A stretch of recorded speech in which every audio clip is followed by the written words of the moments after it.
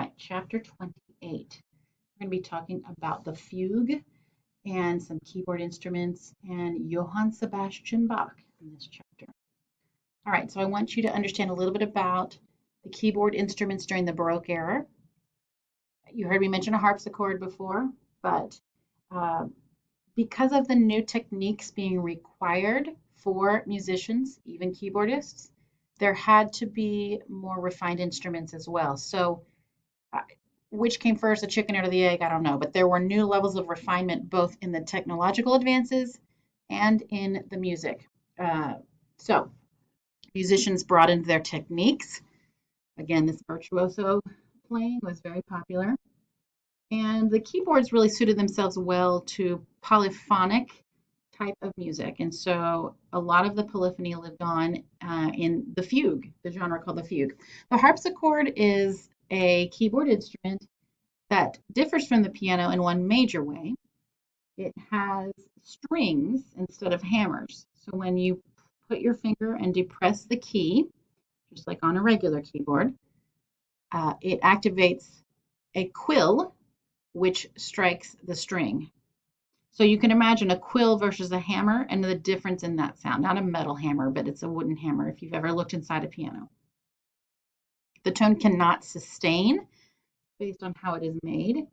And also, you can't get many different varied dynamics.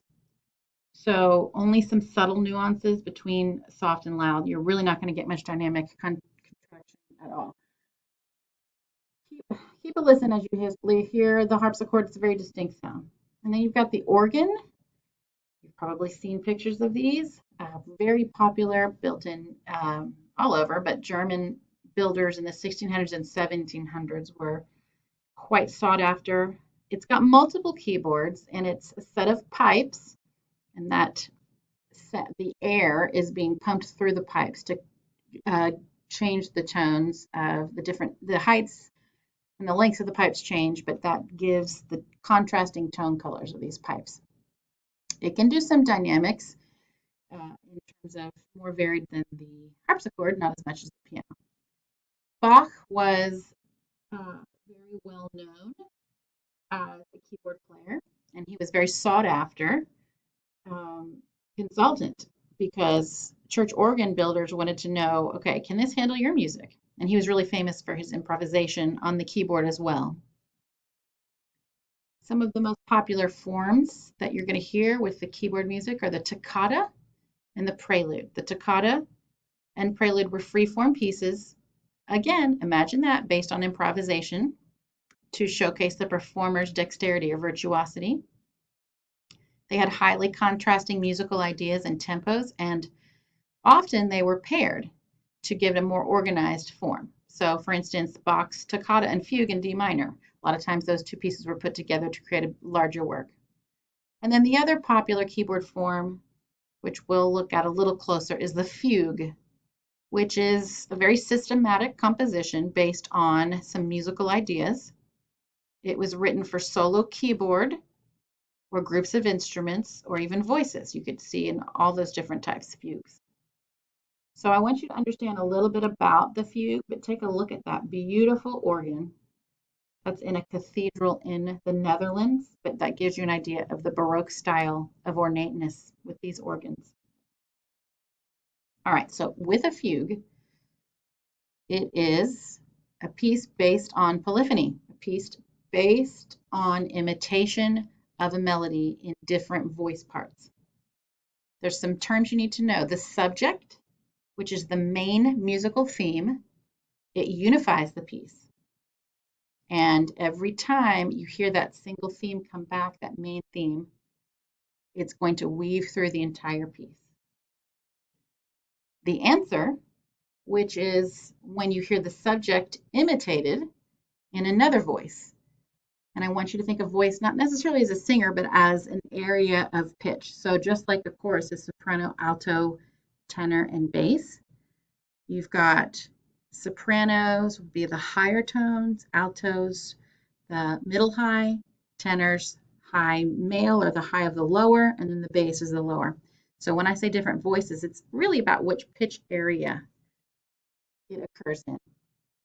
So when you have a subject that comes back in a different voice, that's called the answer.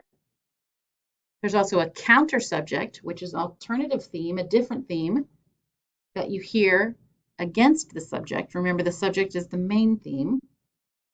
And then you have something called the exposition, which is simply when the first subject has been presented in each of the voices at least one time. That's called the exposition. It's the beginning of the fugue.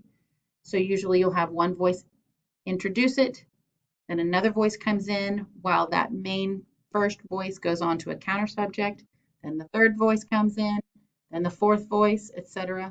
Once they all play or sound that main theme, that's the end of the exposition. Episodes are little chunks of music that happen between the subject, little interludes.